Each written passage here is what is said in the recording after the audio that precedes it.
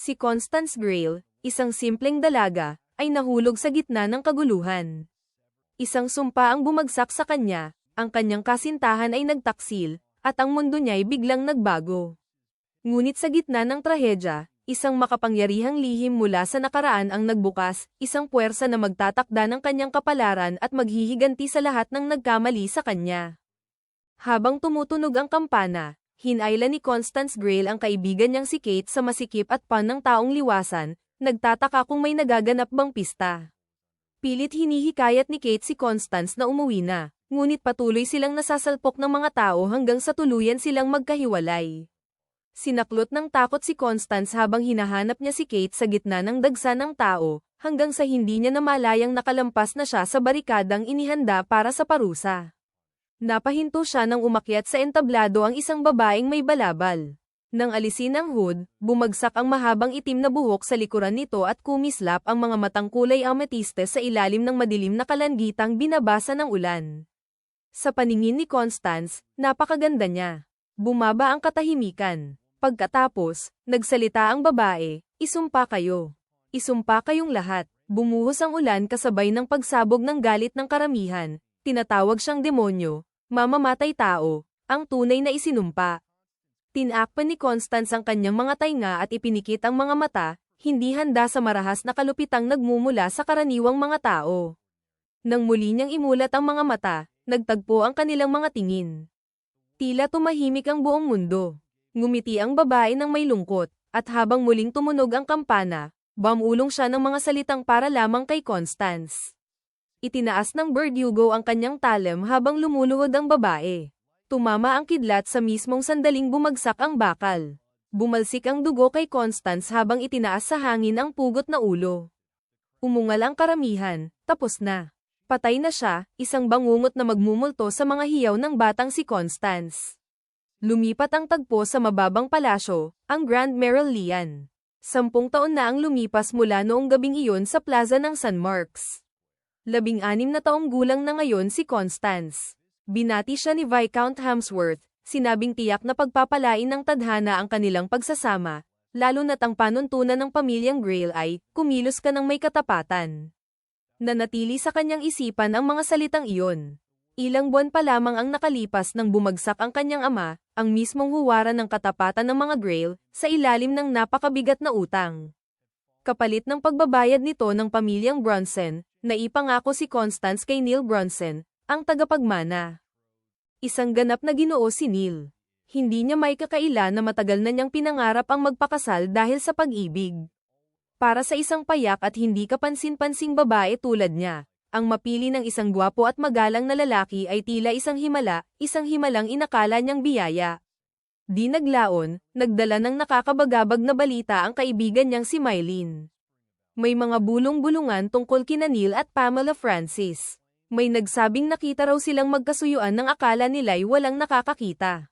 Nayanig si Constance. Ipinagwalang bahala iyon ni Kate. Tinawag na tsismis lamang at hinikayat si Mylene na tumigil sa pagpapakalat ng mga sabi-sabi. Ngunit nagpatuloy si Mylene, idinagdag pa na si Pamela raw ay nagpapalit ng mga lalaki na parang pagpapalit lamang ng kapareha sa sayawan. Mabigat na bumalat kay Constance ang mga salitang iyon. Nagtitiwala siya kay Neil. Sa mismong araw na iyon, tinrato siya nito gaya ng dati, may kabaitan at paggalang. Ngunit napatunayang malupit ang tadhana. Sa ilalim ng isang ilaw sa lansangan, nakita niyang yakap ni Neil si Pamela. Napansin ni Pamela si Constance, ngumisi, at hinayla si Neil sa isang halik. Tumakbo si Constance palayo, luha ang lumalabo sa kanyang paningin, ninanais na mabura ang kanyang nakita. Gayunman, hinihingi ng katapatan na harapin niya si Neil at magsalita ng tuwiran. Nang siya'y lumingon, napasigaw siya sa gulat nang makitang may isang babaeng nakatayo sa tabi niya. Sa unang tingin, inakala ni Constance na napakaganda nito. Habang nakatanaw sa bulwagan ng sayawan, sinabi ng babae na tila masigla ang loob.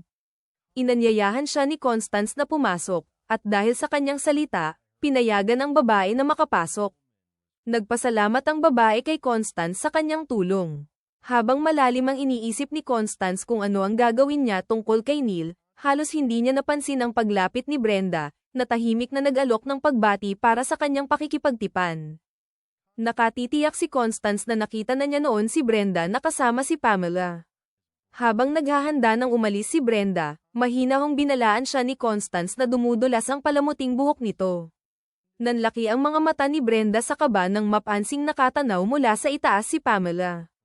Nang mag-alok si Constance na ayusin iyon, nagmamadaling sinabi ni Brenda na nakalimutan niya ang kanyang bag sa itaas at nakiusap kay Constance na siya muna ang mag-ingat ng palamuting buhok. Maya-maya, malakas na tinawag ni Pamela ang pangalan ni Constance. Nayanig ang buong silid habang idineklara niyang alam niya ang lahat tungkol sa mga problema ng pamilya ni Constance at inakusahan siyang lamabis na. Ipinahayag ni Pamela na ninakaw ni Constance ang palamuting buhok ni Brenda. Walang awa ang paratang. Sinabi niyang dahil sa labis na pangangailangan sa pera, magagawa raw ni Constance ang magnakaw upang makuha ang ganoong kaalagang alahas. Iginiit ni Neil na hindi niya kayang paniwala ang magnanakaw si Constance, ngunit inagaw ni Pamela ang bag ni Constance. Sa harap ng lahat, nahulog mula roon ang palamuting buhok. Humingi si Pamela ng paliwanag. Sa kawalan ng magawa, nakiusap si Constance kay Brenda na sabihin ang totoo. Ngunit pinutol siya ni Pamela, tinawag na kaawa-awa ang kanyang mga dahilan, at inakbayan si Brenda, na nanginginig, sa huwad na pagdamay. Pagkatapos, humarap siya kay Neil at sinabi na ngayong nakita na nito ang tunay na pagkatao ni Constance, dapat nang ipawalang bisa agad ang kasunduan sa kasal. Ang pagpapakasal kay Constance ay magpapahiya lamang sa pangalan ng pamilyang Bronson. Nag-atubili si Neil, nababagabag sa kakulangan ng malinaw na ebidensya. Sumagot si Pamela na ang patunay ay ang lahat ng naroon, at dahil nandoon si Viscount Hamsworth at isang pari, maaari nang isagawa kaagad ang pagpapawalang bisa. Nataranta si Constance, ngunit kinutya siya ni Pamela gamit ang panuntunan ng pamilyang Grail. Kumilos ka ng may katapatan, panunuyan niya. Hinamak ang tinatawag na katapatan ng mga Grail at tinatakan si Constance bilang isang walang kwentang magnanakaw. Habang umuungal ang karamihan, bumagsak si Constance sa kanyang mga tuhod, nagmamakaawa na may tumulong sa kanya. Nagsalita sa kanyang tabi ang babaeng nakita niya kanina, si Scarlett Castile, na kalmadong nagsabi, "Sige. Tutulungan kita, kapalit ng isang halaga." Nagsalita siya sa pamamagitan ni Constance at nagtanong, "Kaya sabihin mo sa akin, sino nga ba talaga sa atin ang magnanakaw?" Natuwa si Pamela sa gulat. Matagal na niyang kinamumuhian si Constance, dahil sa palagiang pag-uusap nito tungkol sa katapatan, sa tila walang kahirap-hirap nitong swerte, kahit na mas mababa siya kay Pamela sa ganda at katayuan ng pamilya. Ang galit na iyon ang dahilan kung bakit ginamit niya si Brenda para suruan ito. Sinubukan ni Pamela na makipagtalo, ngunit pinutol siya ni Constance, pinaalala na ang lalaking kinahihiligan niya sa mga palumpong ay ang sariling fiancé niya. Sumigaw si Pamela na nagkakabati lamang sila, ngunit pinigil siya ni Neil. Nagpatuloy si Constance. Dahil nakikipaghalikan si Pamela sa kanyang fiancé, siya na ang tunay na magnanakaw. Humarap siya sa mga bisitang nakakita kay Brenda na ibinigay ang palamuti at nilapitan si Wayne, ang una nakapansin. Sa ilalim ng presyon, inamin niya ang katotohanan, at hindi naglaon, nagsimulang magsalita ang iba tungkol sa kanilang nakita. Bumaba sa hagdan si Viscount Hamsworth. Ipinag-utos ni Constance na ipawalang bisa agad ang kanyang pakikipagtipan. Kung tatanggi siya, binalaan niya na ang balita tungkol sa gabing ito sa Grand Merolean, kung saan nagkaroon ng di makatwirang kilos ang magkasintahan sa sagradong hardin ng hari, ay mararating kay kanyang kamahalan sa anumang paraan. Nakatayo si Pamela na parang na-stun. Hindi ito ang Constance Grail na akala niya ay kilala niya. Umalis si Constance, binigyan ng kanyang basbas ang batang magkasintahan na nawala sa ipinagbabawal na pagnanasa. Habang siya'y papalayo, dali-daling sumunod si Pamela, ngunit nadapa sa paan ng isa pang babae. Pinanood ng babaeng nakasuot ng berde si Constance nang may pag-aproba, natagpuan niyang kasuklam-suklam ang asal ni Pamela. Sa lugar kung saan siya nanggaling, ang mga gumagawa ng pangangalo niya ay sinusunog ng bakal na sapatos at pinipilit sumayaw hanggang sa kunin sila ng kamatayan. Pinilit na sumayaw sina Neil at Pamela, ang mga paa ni Pamela ay sugatan at dumudugo, at nasiyahan ang marahas na damdamin ng hustisya ng karamihan sa nasabing tanawin. Marami ang tumitig kay Constance nang hindi makapaniwala, tila si Scarlett Castile mismo ang bumangon mula sa kailaliman upang magsalita sa pamamagitan niya. Kinabukasan ng umaga, Nagising si Constance na iniisip na panaginip lamang ang lahat, ngunit nakita niyang nakaupo sa tabi ng kanyang kama si Scarlett. Sumigaw siya. Nang banggitin ni Scarlett ang kanyang pangalan, tumanggi si Constance na paniwalaan ito. Si Scarlett Castile ay naipataw na sa kamatayan 10 taon na ang nakalipas. Ngunit habang lumulutang ang babae sa hangin, malinaw na hindi na siya kabilang sa mga nabubuhay. Si Scarlett ay kilala sa labis na kasamaan. Nagsikap siyang lasunin ang kanyang romantikong karibal, si Cecilia, ang anak na babae ng Viscount, na nagudyok kay Crown Prince Enrique na ibunyag ang kanyang mga krimen sa Grand Merolean.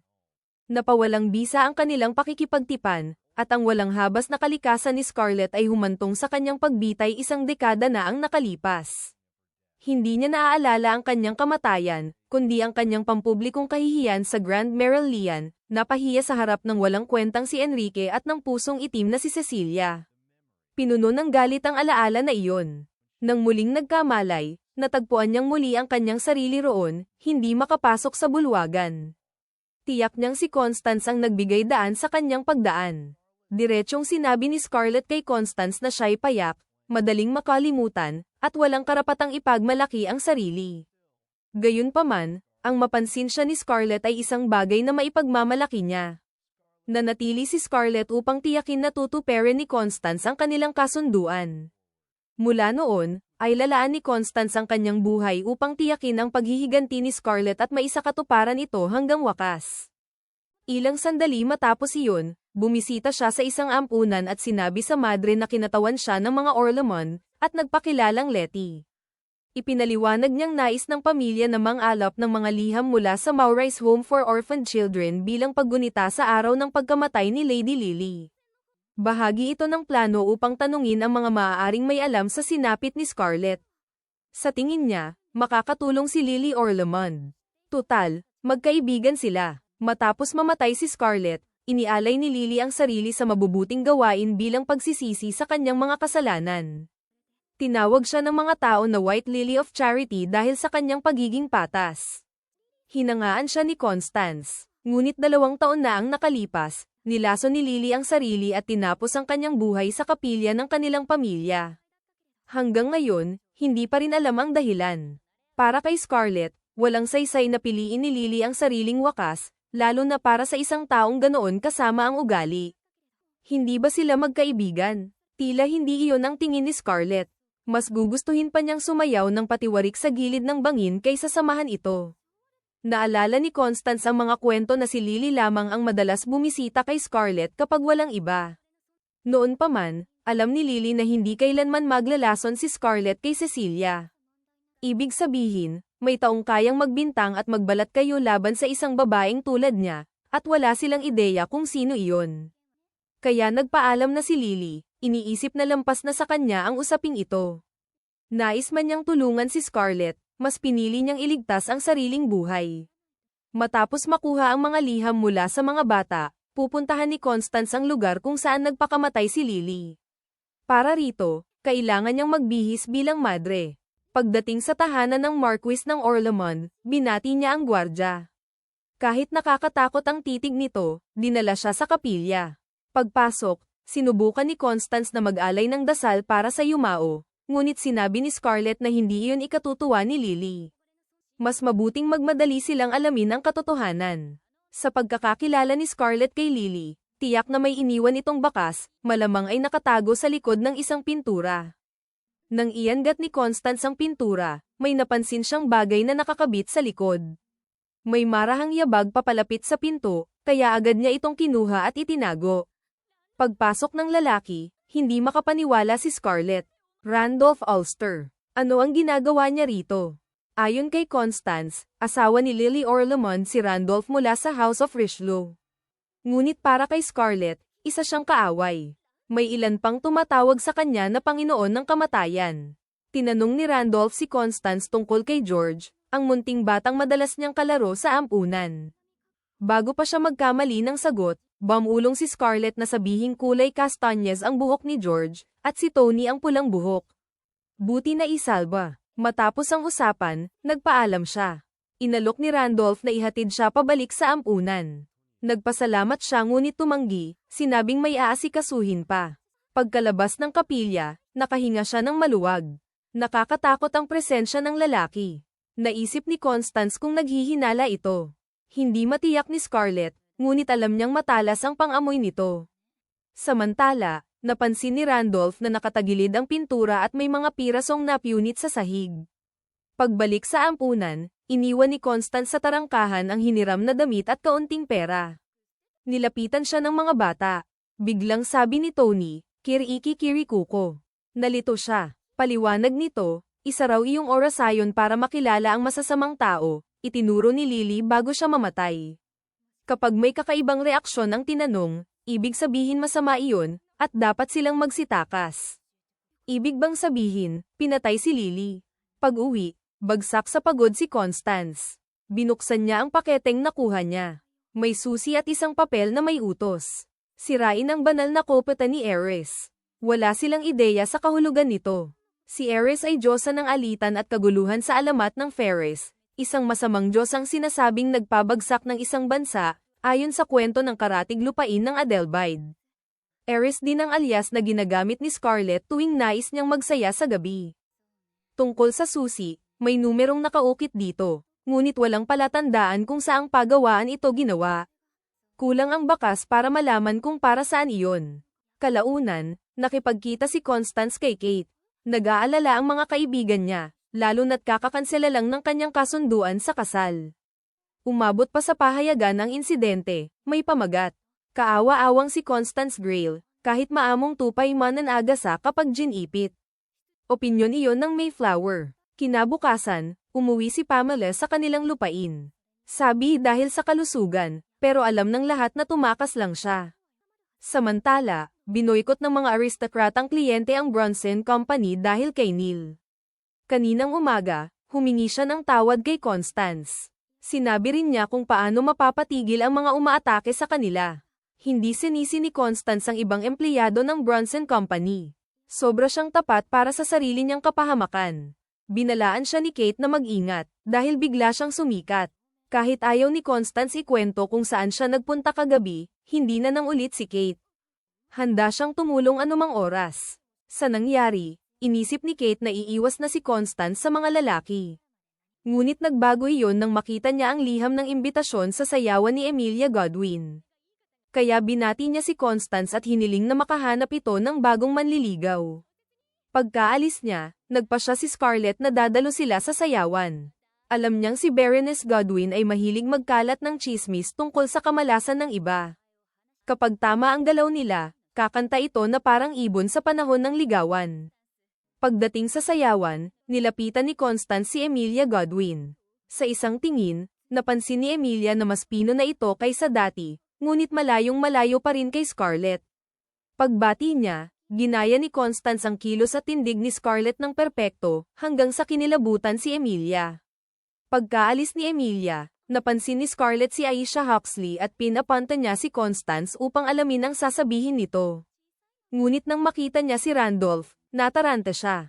Nakiusap siyang si Scarlett na ang humalili, ngunit hindi matiis ng multo ang lalaki, kaya iniwan niya si Constance nang walang pag-aatubili. Lumapit si Randolph at tinawag siyang kapatid na nakita niya noong isang araw. Habang nagpapanggap siyang walang alam, dumiretso ito sa paksa. Ano ang pakay niya? Ang testamento ba ng yumaong asawa, o may iba pa siyang habol? Sa takot, halos maiyak siya at nagdasal na may sumagip. Napilitan tuloy si Scarlett na bumalik at harapin ang problemang iniiwasan niya. Nang sakupin niya ang katawan ni Constance, tinanong niya si Randolph kung may patunay ito sa mga paratang. Iminungkahi ng lalaki na bumalik sila sa ampunan upang kumpirmahin kung siya nga ang Letty na bumisita para sa mga Orlamond. Tumanggi siya. Masyadong mataas ang tingin sa sarili para makipagkita sa isang ginoong kakakilala pa lang. Bigla silang nag-ambala ng tunog ng nabasag na salamin at sigawan ng mga tao.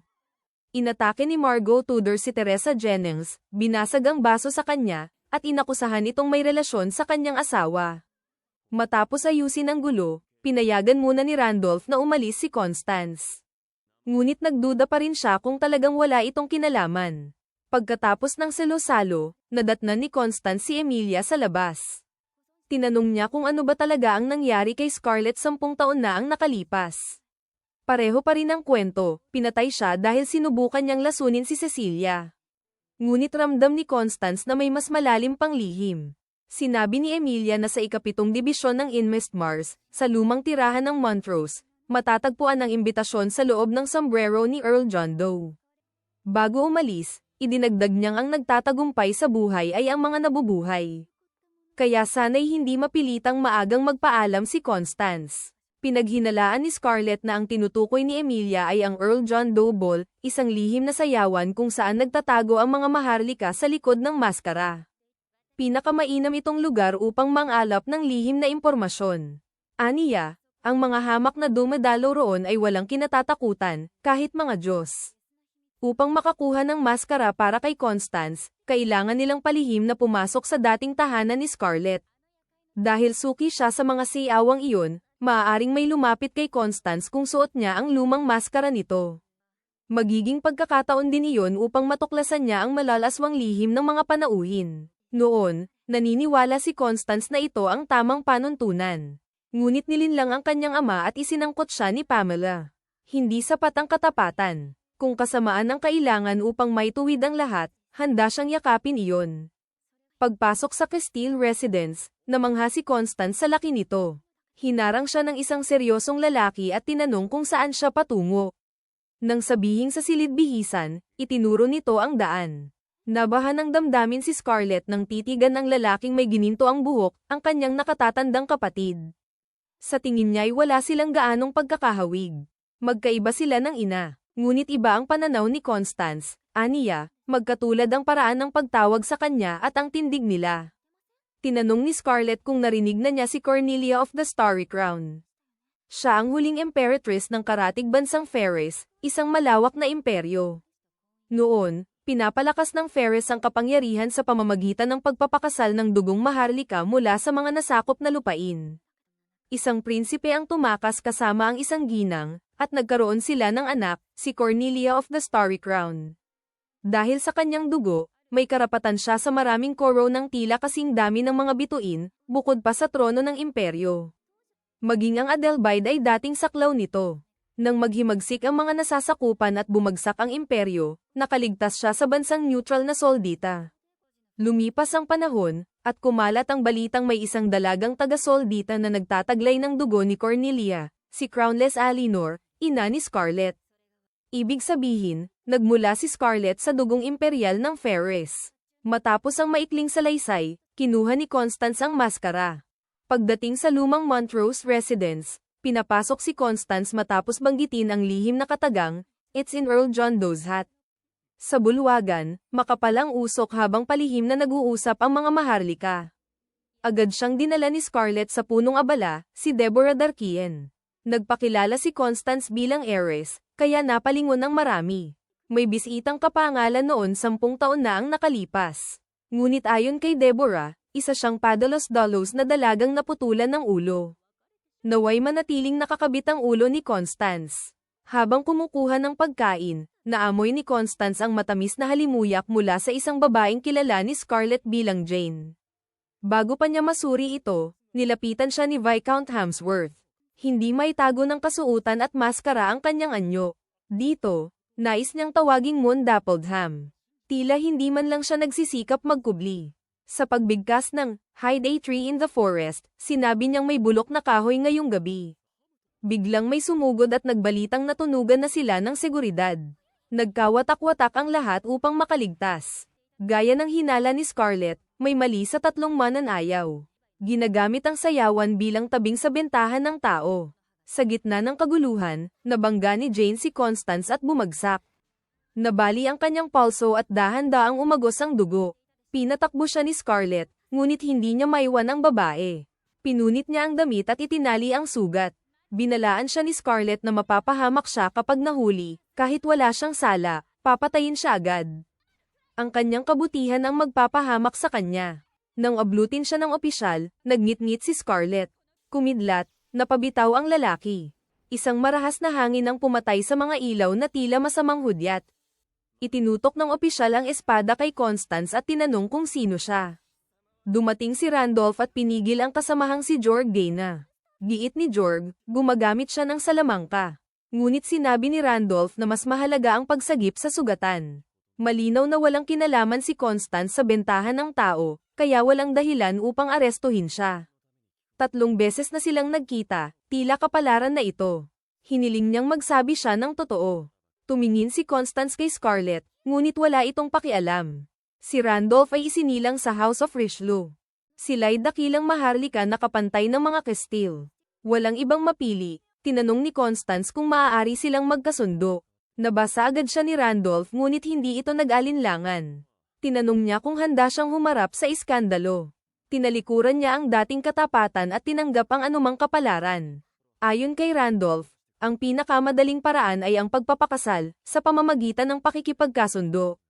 Bago pa maunawaan ang sinabi niya, nasambit ni Constance, wala na akong hihilingin pa. Saka lamang niya naintindihan ang ibig sabihin, ngunit huli na ang lahat. Kinabukasan, nagpunta sila sa pari upang basbasan ang kanilang kasunduan. Doon naunawaan ni Constance kung bakit umiiwas si Scarlett kay Randolph. Sa ugnayang ito, mababayaran ang utang ng pamilyang Grail, at may dahilan si Randolph na bantayan siya. Maaari naman nilang paalang bisa ang kasunduan kalaunan. Hindi moari ni Constance ang pakinabang nito para kay Randolph. Magugulat siya nang malamang wala itong balak magpakasal.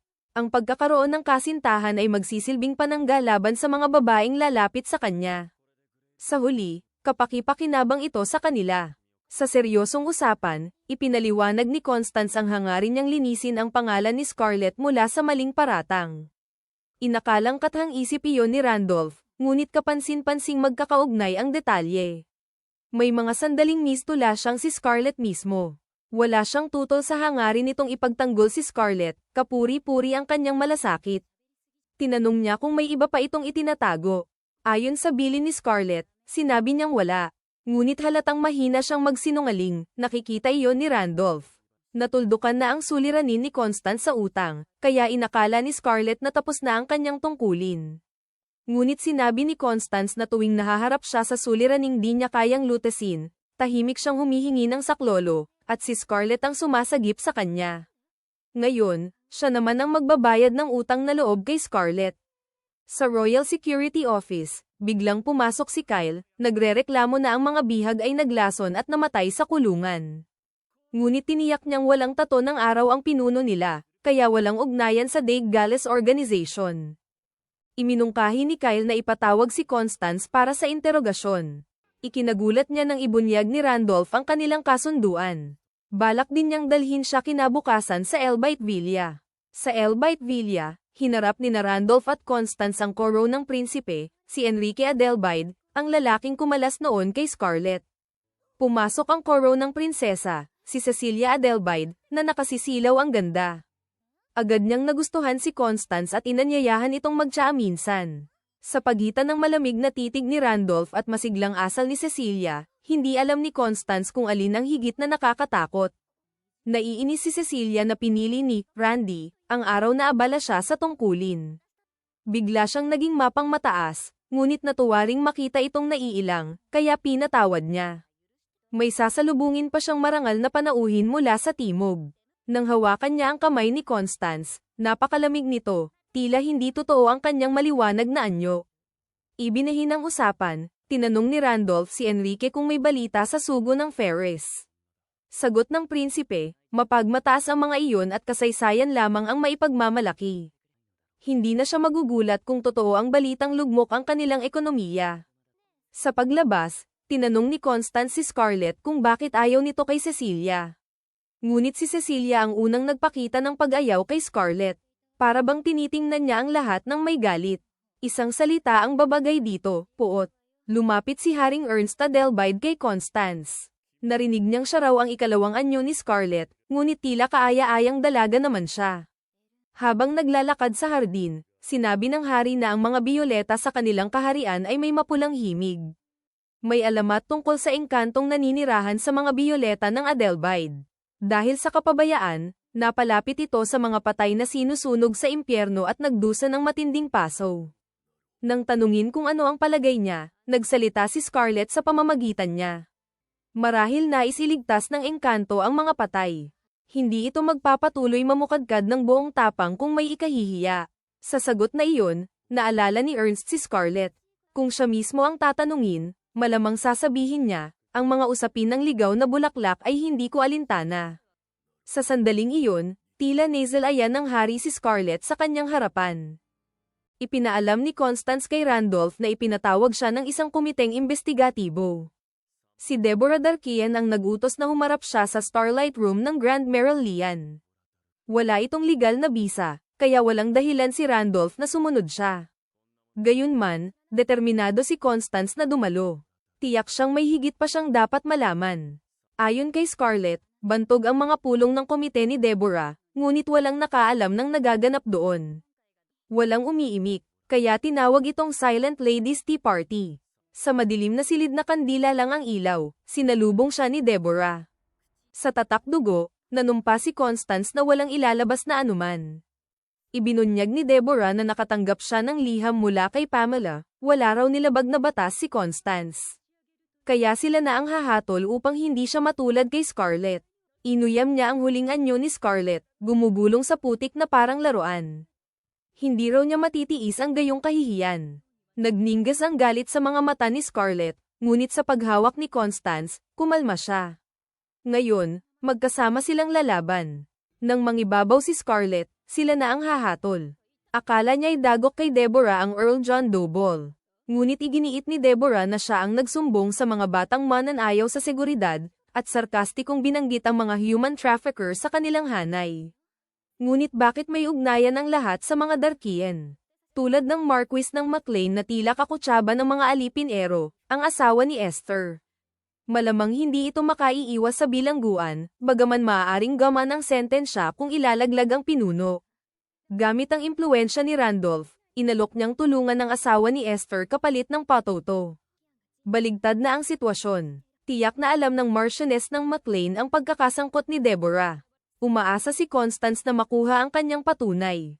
Idiniin ni Deborah si Esther, sinasabing aalis ng bansa ang Marquis at matagal bago bumalik. Hindi siya makatutol. Katawa-tawa raw ang anak ng Viscount na dudurog sa isang Darkian. Oras na ng botohan. Dehado si Constance. Kung luluhod siya, maaaring ituring ni Deborah na guni-guni ang liham ni Pamela. Ngunit hindi siya papayag. Hindi siya uurong. Biglang bumukas ang pinto. Pumasok si Abigail O'Brien at hinawi ang mga kurtina. Ang apat na dakilang angkan ng kaharian ay ang Castile, Richelieu, Darkian, at O'Brien. Umupo si Abigail sa pwesto ni Susanna Neville. Iniharap niya ang kredensyal at tinatakan ng dugo. Esther, Janine, Caroline, kung ayaw ninyong madurog, sumunod kayo. Tinawag iyon ni Deborah na pagbabanta at iginiit na may legal siyang remedyo. Ngunit walang bisa, anumang sabihin doon ay hindi maaaring ilabas. Sa galit, umalis si Deborah. Pagkaraan, binalaan ni Abigail si Constance na huwag magpadalos-dalos at ipagpasalamat iyon kay Randolph. Siya ang lumapit kay Abigail upang tulungan ang kanyang kasintahan. Sinuri niya ang mga kalahok at nakuha ang liham. Napalambot ang loob ni Constance. Paglabas niya, hinarang siya ng mamamahayag na si Amelia Hobbs. Tinanong siya kung kailan siya humanga kay Scarlett at kung naghihimagsik ba siya laban sa ideal ng pamilyang Grail tungkol sa dangal. Ipinahiwatig nitong naiinis siya dahil nakasentro ang balita sa pagkamatay ni Teresa Jennings, na iniwan ng kasintahan at tinangkaraw patayin ito bago siya nagpakamatay. Naputol ang mga tanong nang awatin siya ni Aldous Clayton. Iniabot nito ang calling card at nagpakilalang mula sa Mayflower Company. Kinabukasan, nabigla si Constance sa ulo ng balita, Miss C, anak ng Viscount, Jane agaya si Scarlett Castile. Nalululong sa ipinagbabawal na hallucinogen at sangkot sa magulong orgy. Pawang kasinungalingan. Labis ang pagkadismaya ni Mylene, na hinahangaan si Amelia. Pangarap niyang manatiling dalaga at maging mamamahayag, mahilig sa paghahabol ng chismis, si Constance pa ang nagmungkahing tahakin niya iyon. Habang naglalakad, nilapitan siya ni Kimberly Smith ng Ladies Committee ng Violet Association. Layunin nilang puksain ang di makataong kaugalian. Pinagsabihan niya ang dalagang umano'y humahanga kay Scarlett. Nais na lamang umalis ni Constance, mabigat ang araw niya. Umaasa si Kimberly na ang hallucinogen ay hindi tumutukoy sa Jackal's Paradise. Biglang lumitaw si Scarlett, tila may alam siya. Lumingon si Constance, ngunit ibinalik ni Kimberly ang kanyang pansin. Iginiit ng ginang na ang mga aristokrata ay mapagmataas at hindi itinuturing na tao ang karaniwan. Dumating si Kate at tinanong kung bigat agad ang isang pamilya dahil sa dugong maharlika. Habang nagbubulungan ang mga tao, nagpaalam si Kimberly. Nilapitan ni Kate si Constance at tinanong kung totoo ang pakikipagkasundo niya sa Earl ng Ulster. Nasaktan siyang itinago ito. Kinain ng konsensya si Constance, ngunit si Kate ang huling nais niyang madamay. Kinabukasan, nagpasalamat siya kay Randolph sa tulong nito sa komite. Habang naglalakad sila sa hardin, may lalaking nagmamadaling dumaan. Siya si Kendall Levine, mataas na diplomata at espesyal na sugo ng Ferris. Sa taranta niya at ng mga tauhan, naghinala si Scarlett na may nawawala sa delegasyon, isang Ulysses na hindi nakita mula kahapon. Ipinagpalagay ni Randolph na ito si Ulysses Ferris, 9 na taong gulang na ikapitong prinsipe. Kapansin-pansing tahimik ang mga Ferris iyan, kaya kailangan niyang bumalik agad sa security force. Tungkol sa pakikipagkita ni Constance kay Cecilia, nangako siyang mag-iingat. Hindi siya ipapahamak ng Crown Princess kung maiiwasan. Kung kailangan, gagamitin niya ang pangalan ni Randolph. Umalis si Scarlett upang maghanap ng bakas kung sino ang dumukot sa prinsipe sa kabila ng mahigpit na seguridad. Sa pakikipagkita kay Cecilia, nadismaya ang Crown Princess sa pag-alis ni Randolph, ngunit ikinatuwa niyang may panauhin. Iniulat ni Scarlett ang natuklasan, may kainahinalang mga ngalakal na si Vado mula sa Republika ng Soldita na dumalaw kay Cecilia. Ipinagmalaki ng prinsesa ang koleksyon niyang anti-gong mula sa iba't ibang panig ng kontinente. Si Vado ang karaniwang naghahanap ng mga iyon at kahapon ay naghatid pa ng mamahaling alpombra. Habang nagbubuhos ng tsaa si Cecilia, naamoy ni Constance ang kakaiba.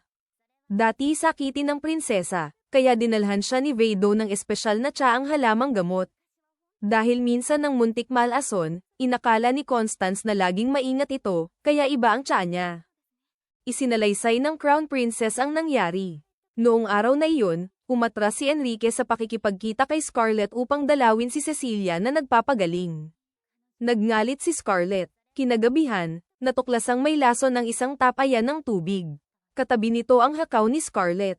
May nakita ring kalahating bote ng lason sa kanyang tahanan. Pagkaraan, hinatulan siya at ipinatupad ang parusa. Inamin ni Cecilia na nagmahal siya kay Enrique kahit alam niyang may kasintahan ito. Siya rin daw ang dahilan kung bakit wala itong tagapagmana. Inakala niyang ipapasa nito ang trono kay Johan, nakababatang kapatid na may isang anak na lalaki at babae. Mahusay umarte si Cecilia upang makuha ang simpatiya, ngunit hindi nalinlang si Scarlett. Alam niyang ang tsaang iyon ay pampalaglag. Sisirain nito ang loob ng katawan, marahil ay nagyayelo na sa lamig ang kay Cecilia. Nang makitang iniinom iyon, napasigaw si Constance. Binalaan siya ni Scarlett na magiging target na sila. Ngunit hindi kayang pabayaan ni Constance ang inosente. Nagkunwaring nagsisinungaling si Scarlett, ngunit batid ni Constance kapag totoo ito.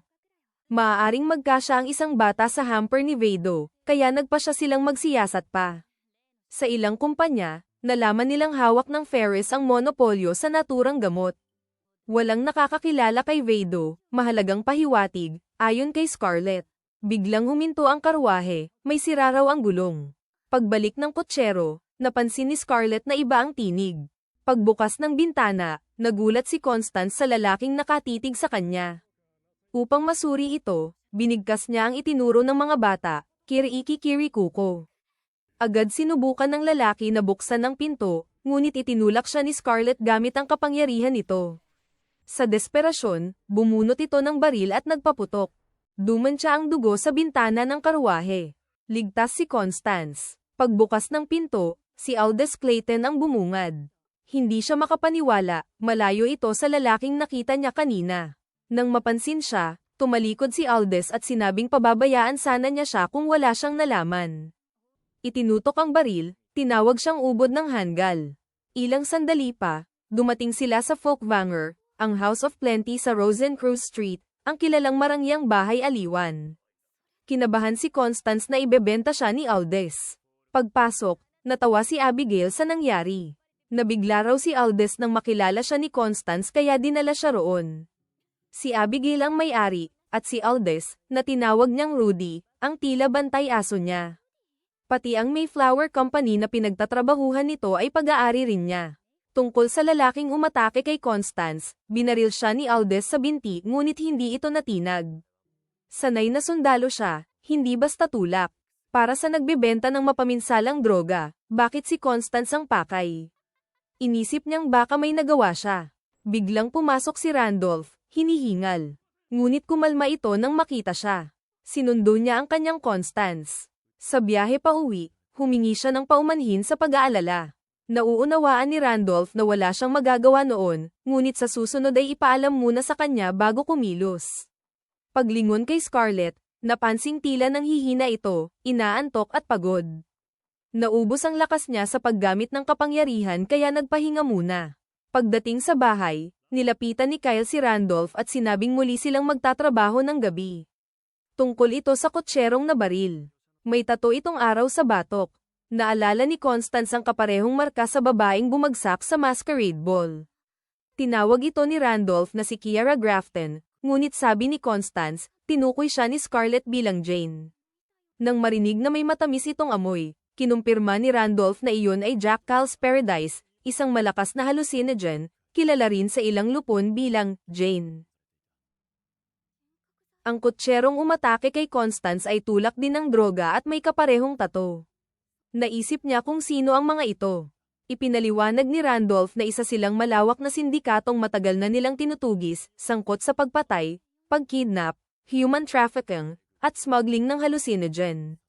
Wala silang kinikilalang bansa at gagawin ang lahat kapalit ng tamang bayad. Ang pangalan nila, Dave Gales, ang tandang na tumitilaok sa bukang liwayway. Kinabukasan, dinalaw ni Kate si Constance. May sugo mula sa Grail House na naghanap sa kanya kagabi dahil hindi siya nakauwi. Gusto niyang malaman kung anong gulo ang pinasok niya, mapanganib ba ito? Kung oo, mas mabuting tigilan na. Ngunit hindi masabi ni Constance ang totoo. Delikado ito, at si Kate ang huling dapat makaalam. Sa pananahimik niya, lalo lamang nasaktan ang kaibigan, walang paliwanag sa kasunduan sa kasal, at ngayon, wala ring paliwanag dito. Humingi lang siya ng tawad at pinaalis si Kate. Pagkaalis nito, may estrangherong nag-iwan ng pakete sa tarangkahan. Hindi inisip ang panganib, agad niya itong kinuha. Nabigla siya sa laman, isang hibla ng buhok ni Kate at liham na nagsasabing, pumunta kang mag-isa sa pampang ng Lake Bernardia bukas ng tanghali. Huwag kang magsasalita kan inuman. Kapag hindi ka sumipot, daliri ang susunod. Samantala, sinalubong ni Shoshana si Salvador. Napansin niya ang malaking sako at tinanong kung ano iyon. Pagbukas nito, naroon si Ulysses Ferris, ikapitong prinsipe ng Ferris. Lumipat tayo kay Kate na bihag. Pumasok ang dumukot at hinanap ang susi ni Lily Orlemond. Hinailan niya ang buhok nito at sinabing huwag magpanggap. Alam niyang nasa kay Constance ang susi, ngunit wala siyang alam dito, at kahit meron, hindi siya magsasalita. Bago pa siya mabugbog, pumasok si Salvador. Nilinaw niyang trabaho ni Jose ang magbenta ng Paradise, wala itong karapatang gumawa ng ganito. Sagot ng lalaki, bahagi rin ng tungkulin nila ang paghahanap ng susi. Sinundan ng kasamahan niya ang isang bakas at napatay agad ng lapitan si Constance. Ngunit para kay Salvador, wala iyong saysay. Tinanong ni Salvador si Kate kung may galit siya kay Constance.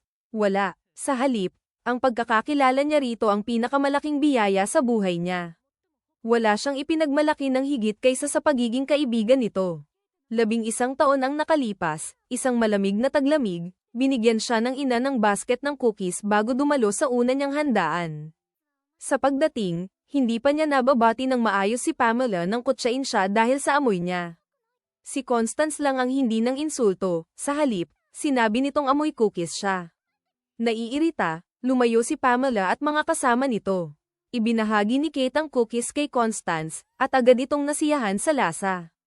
Mula noon, naging matalik silang magkaibigan. Nakaupo sa kama, balisa si Constance para kay Kate. Ngunit hindi siya maaaring manatiling walang ginagawa.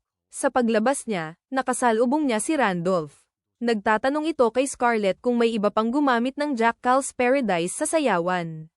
Naalala ang babala sa liham, hindi niya ito nasabi, baka malagay sa panganib si Kate. Gayunman, binanggit ni Scarlett si Norman Holden, kilalang may bisyo rin sa Jane. Umalis si Randolph upang imbestigahan ito. Habang papalayo siya, nais sana siyang pigilan ni Constance ngunit napigil ang sarili. Sa huli, nadamay niya si Kate sa pinakamasamang paraan. Maaaring hindi na maibalik ang dati nilang samahan, ngunit determinado siyang iligtas ang kaibigan. Pagdating sa tagpuan, dinala si Constance kay Kate. Kapwa sila ginawang bihag. Galit na tinanong siya ni Kate kung bakit siya pumunta, ayaw niyang maligtas kapalit ng kapahamakan ni Constance. Pakakawalan si Kate, ngunit hindi tulad ng inaasahan, dadalin siya upang patayin. Sumigaw si Constance na tumigil sila. Bago tuluyang ilayo, sinabi ni Kate na sundin niya ang sariling landas. Hindi ito ang ipinangako, ngunit ano ba ang inaasahan niya? Hindi tumutupad ang mga dumukot. Nagpumiglas siya, handang gawin ang lahat kapalit ng paglaya nito. Sa sumunod na sandali, umalingaw-ngaw ang putok sa kagubatan. Napaluhod si Constance, nilamon ng pagsisisi habang sumisigaw sa mundo. Biglang dumating si Randolph kasama ang kanyang puwersa. Naaresto na niya ang mga tauhan sa gubat. Isang patibong ang lahat, at batid iyon ni Scarlett. Sa tanggapan ng security force, ibinunyag ni Randolph na namatay si Earl Norman Holden 13 taon na ang nakalipas. Imposibleng nasasayawan siya. Isa siyang matandang panatiko na laging nangangaral tungkol sa mga Diyosa hanggang may nagalit at pumatay sa kanya. Huling sinabi niya, "O mga Diyos, iligtas ninyo ako." Sa paraang ito ipinasa ni Scarlett ang mensahe kay Randolph. Humingi ng paumanhin si Constance sa pag-aalala. Ikinalito nila na tunay ngang nag-alala si Randolph para sa kanya. Maya-maya, nabalitang tapos na ang gamutan ni Kate. Paglabas, nilapitan siya ni Amelia. Hindi ito naghahanap ng eskandalo kundi ng tulong. May balita raw siya na kayang yumanig sa kaharian, tungkol kay Cecilia. Ayon sa kanya, may dugo ng patutot ang Crown Princess. Ang pamilyang Luz ay marangal na lahi ng mga Viscount, ngunit may bakas ng pakikialam sa kanilang rehistro. May anak na babae ang Viscount sa asawa, ngunit namatay umano sa epidemya. Lumabas na may isa pa siyang anak, may pulang matang rosas, patunay ng dugong Luz, ngunit ipinaampon dahil anak lamang sa Querida. Sa ampunan, nanumpa raw ito ng walang hanggang pag-ibig sa isang binata.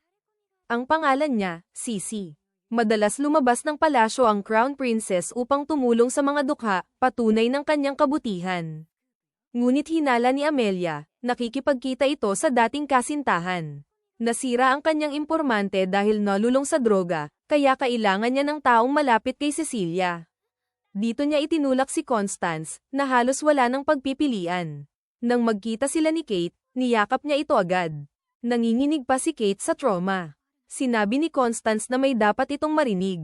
Kasabay nito, palihim na inilabas si Jose mula sa kulungan. Ang lihim na mamamatay tao ay si Crown Princess Cecilia. Nakipagkita siya kay Salvador, na nagsabing samantalahin niya ang pagkakataong magdalang tao ng prinsipe, bagaman mas mahirap kumilos sa ganong kalagayan. May dala rin siyang mensahe mula sa punong himpilan, ipagpapatuloy na ang The Holy Grail of Ares. Isang araw, galit si Scarlett kay Constance, pakiramdam niya ay napabayan ang paghihiganti. Isang buwan na mula sa pagkidnap. Ayon kay Kate, may lihim na kaugnay ang Daig Gales.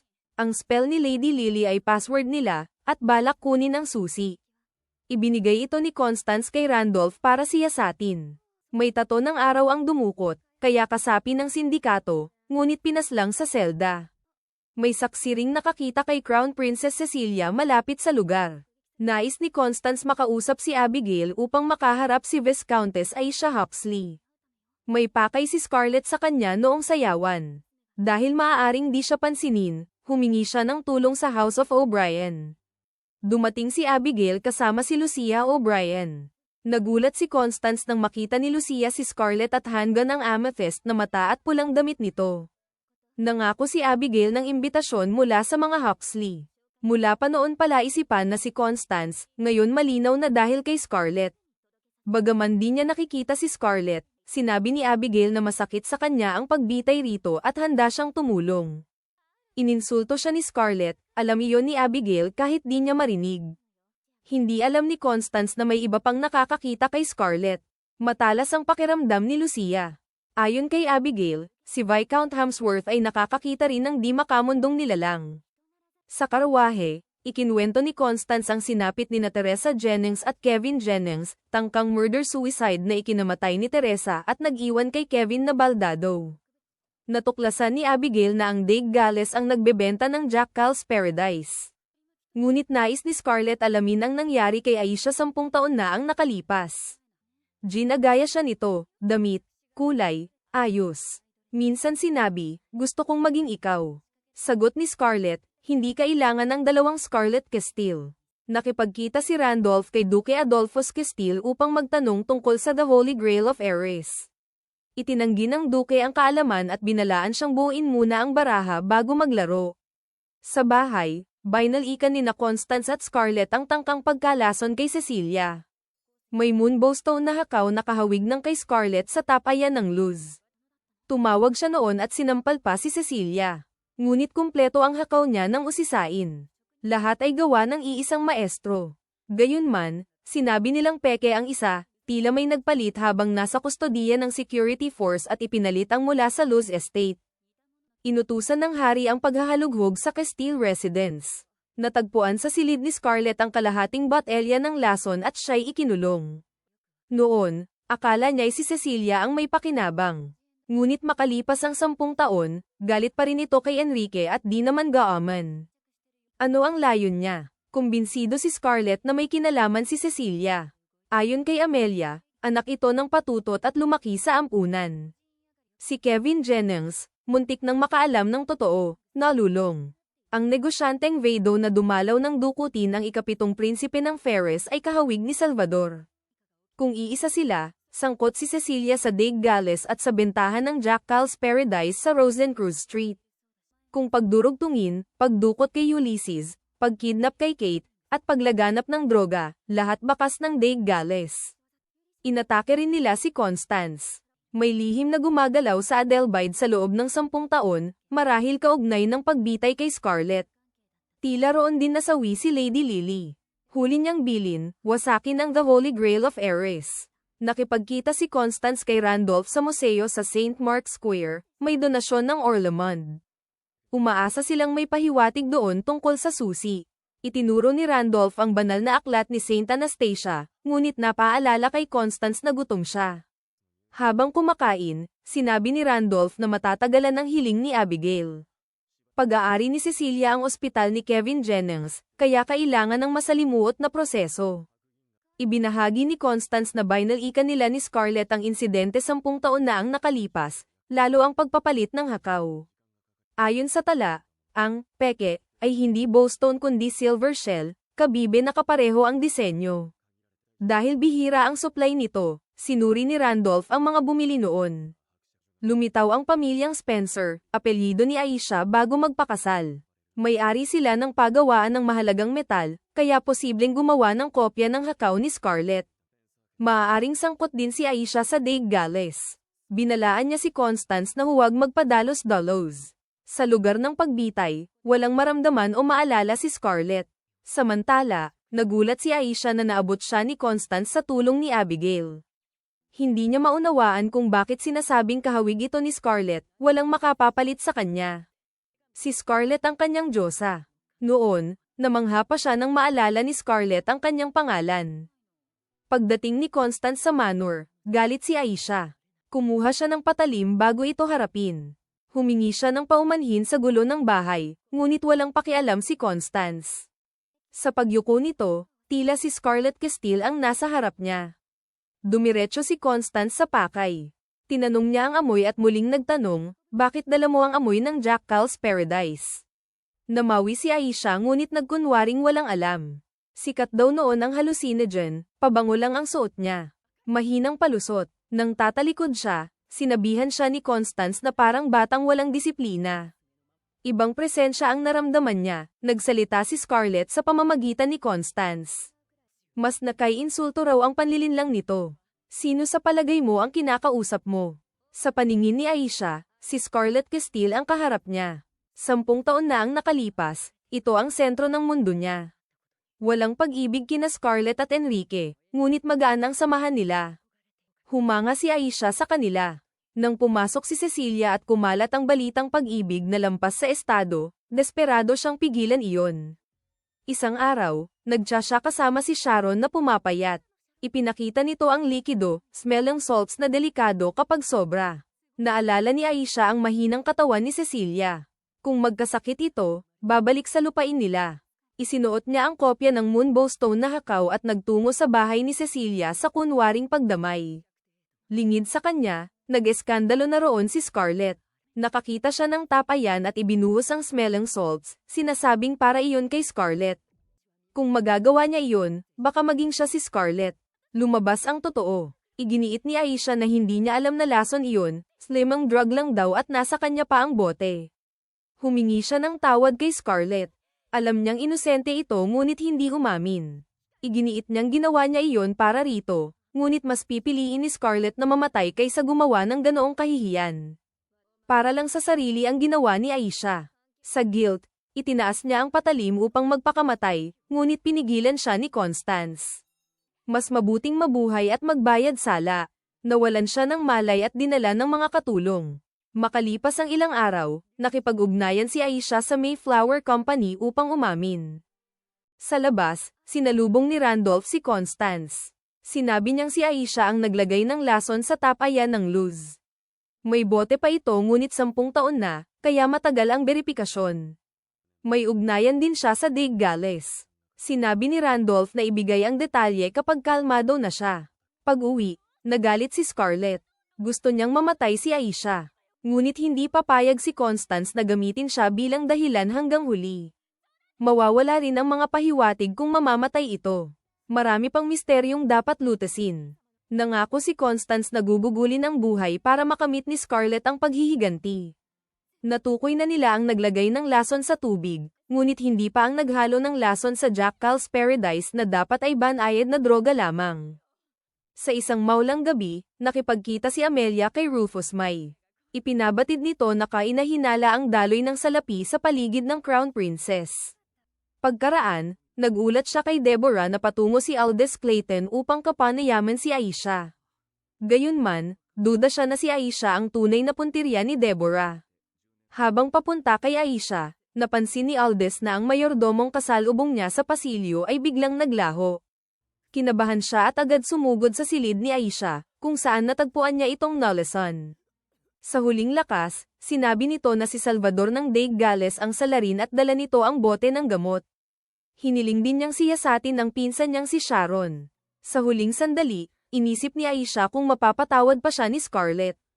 Tiniyak ni Aldous na oo, pagkatapos, pumanaw siya. Hindi alam ni Aldous na ayon ito sa plano. Ilang saglit pa, ramaga sa ang mga katulong at agad siyang inakusahan ng pagpaslang. Wala siyang oras magpaliwanag kaya tumakas siya sa bintana. Nagtagumpay ang pakana ni Deborah, naalis ang bantay aso ni Abigail. Kalaunan, mariing sinermonan ni Lady Audrey si Aldous. Bakit daw may wanted na mamamatay tao sa kanilang pintuan? Sinubukan niyang magpaliwanag, ngunit ayaw niyang makinig. Hindi sila magkasundo. Si Lady Audrey ang tagapagturo sa House of Plenty.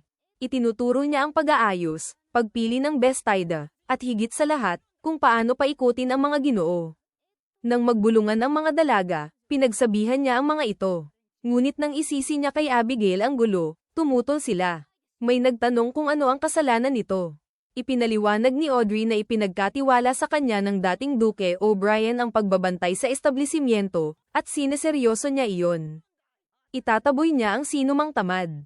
Umalis siyang nagbubunganga. Pagkaalis niya, ipinakita ni Aldous kay Constance ang balita tungkol kay Sharon Spencer, pinsan ni Aisha. Namatay si Sharon sa parehong araw. Sigurado si Aldous na pagpaslang iyon, at pinaghihinalaan niya ang Dig Gales. Dumating si Randolph na may mabigat na balita. Inaresto si Abigail bilang sospek sa pagpatay kay Aisha Huxley. Ayon sa anonymous tip, si Aldous ay si Rudy, bouncer ng Folkvanger, at si Abigail ang nagbigay ng pekeng pagkakakilanlan. Kaya siya ang itinuturong utak ng krimen. Walang kinalaman si Abigail. Ngunit pinaalala ni Randolph na sumulat siya kay Aisha isang linggo bago ito namatay. Naalala ni Constance na siya ang humiling kay Abigail na ayusin ang pulong, at nakaramdam siya ng guilt. Nagpasya si Aldous na sumuko upang iligtas si Abigail, ngunit pinigilan siya ni Constance. Wala iyong mareresolba, haharapin nila ito ng magkasama. Inilayo ni Scarlett si Constance at pinaalalang may sarili silang paraan. Sa desperasyon, humingi siya ng tulong, at agad pumayag si Scarlett. Walang matibay na ebidensya laban kay Abigail, kaya malamang na magtalaga ang kalaban ng hukom na kakampi nila. Ang kaso'y napunta kay Earl Calvin Campbell, kilalang babero at sinasabing may mga anak kung saan-saan. Tiyak may baho ito. Simple ang plano ni Scarlett, ungkatin ang sikreto at i-blackmail siya. Iminungkahi ni Viscount Hamsworth na mag-imbita ng mga courtesan sa Earl John Doe Ball upang akitin si Campbell sa kalasinggan at aliwan. Agad isinakatuparan ng plano. Kapag pumalpak, handa si Aldous na harapin ang Earl ng may baril.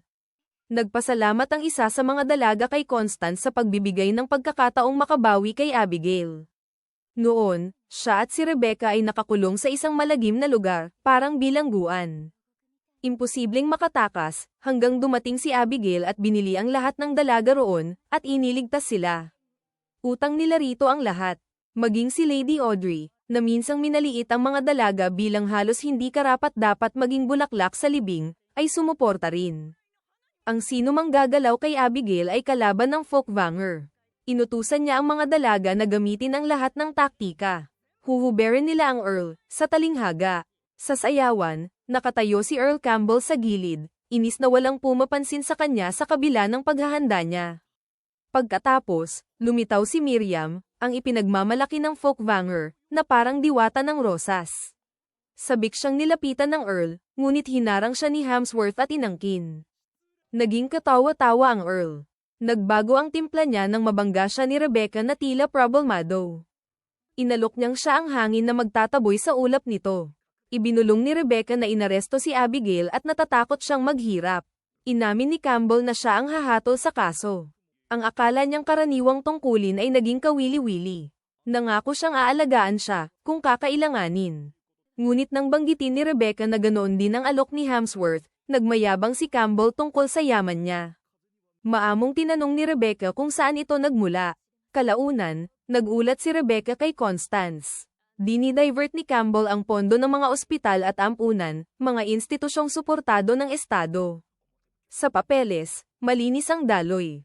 Ipinapasok niya ito sa lihim na account na konektado sa samahang Violet Association. Agad nakilala ni Scarlett ang pangalan. Kaugnay raw doon si Kimberly. Hinarap ni Constance si Kimberly tungkol sa ugnayan nito kay Earl Campbell. Pinuri niya ang Earl bilang taga-suporta ng adhikain nila. Ngunit nang ipahiwatig ni Constance ang ilegal na donasyon at lihim na account, nag-iba ang mukha nito. Pinaghinalaan niyang may traidor sa youth committee na ginagamit ang samahan bilang tabing. Naunawaan ni Kimberly na balak ni Constance na i-blackmail si Campbell upang maabsuelto si Abigail. Hindi iyon masamang taktika, ngunit maaaring hindi sapat si Constance mag-isa. Siya na ang bahala, aniya. Hindi niya hahayaang mabuwal ang O'Briens. Bilang patunay, nag-iwan siya ng palaisipan, anong kulay ang violets. Sa kanilang bansa, mapula ang violets, sumisimbolo sa kulay ng mata ng Maharlika.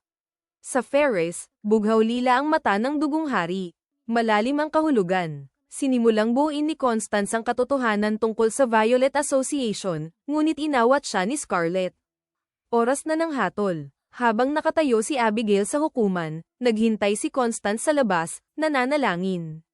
Lumabas si Randolph dala ang balita, not guilty si Abigail dahil kulang ang ebidensya. Si Earl Campbell ay mukhang siya pa ang nahatulan ng basahin ang desisyon. Halos himatayin si Constance sa bugso ng emosyon, ngunit nasalo siya ni Randolph. Namula siya sa lapit nila at napansing matatag ang dibdib nito. Inalala niyang baka may lagnat siya, ngunit iginiit niyang maayos siya. Nakauwi si Abigail ng ligtas, sinalubong ng luha ni na Lucia at ng iba pa. Napuno ng ginhawa ang bahay. Di naglaon, may lalaking inaresto sa pagpatay kay Aisha. Umamin ito, at nagpakamatay din kinagabihan. Ngunit kumalat ang balitang may naglabas ng impormasyon tungkol kay Aisha na nagbunsod sa pagkamatay nito. Ang paratang ay tumama kay Amelia Hobbs. Sa hanggaring makabawi, hinarap ni Amelia si Cecilia at tinawag itong, Sisi, ipinahiwatig na sila at isang binata lamang ang natirang buhay mula sa nasunog na ampunan. Sa isang iglap, naglabas si Cecilia ng patalim at idiniin sa lalamunan ni Amelia. Patay na si Sisi, malamig niyang sabi. Kung mahalaga ang buhay nito, lisanin niya ang bansa bago magtapos ang araw. Kung hindi, kakulayan niya ng dugo ang gusot nitong pulang buhok. Samantala, naglalakad si Constance habang inaalala ang babala ni Abigail na mag-ingat. Masyadong maayos ang lahat para maging simpleng pagwawakas ng isang dekadang krimen. May mas malaki pang galaw. Hinahanap ng Daig Gales ang susi ni Lily. Kung mabubuksan nila ang lihim ng susi at ng katagang, The Holy Grail of Ares, maaaring lumitaw ang katotohanan. Biglang nabangga si Constance ng isang dalagitang nagngangalang San, na nagtatanong ng direksyon papuntang Grand Merillian. Dumating ang kasama nitong si Eulalia at pinagsabihan siya sa pagkaligaw, sabay sabing gumamit ng mapa. Napansin ni Scarlett ang malaking balutan sa likod ni San. Ibinigay ni San ang mapa kay Constance at tinanong ang pangalan niya. Nang marinig na Grail, ngumiti siya at sinabing kahanga-hanga iyon bago umalis kasama si Eulalia. Paglaon, umuwi si Randolph at inilapag ang susi ni Lily sa harap ni Constance. Natunton niya ang pinagmulan nito, isa lamang itong palamuting hugis susi. Idinagdag ang ukit sa kahilingan ni Lily, P10E3. May pumasok na ideya sa isipan ni Constance. Agad siyang tumakbo sa silid, inilatag ang mapang bigay ni San, at sinabi kay Scarlett na tila nabuo na niya ang palaisipan.